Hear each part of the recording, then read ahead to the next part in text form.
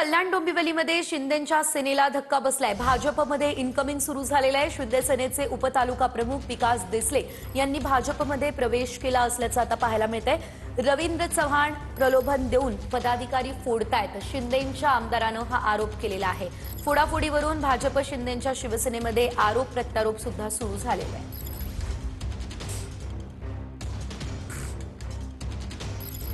कल्याण डोंबिवली या ठिकाणी शिंदेंच्या शिवसेनेला मोठा धक्का बसलेला आहे आणि शिंदेंच्या शिवसेनेचे काही पदाधिकारी थेट भाजपमध्ये प्रवेश करताना पाहायला मिळत आहेत।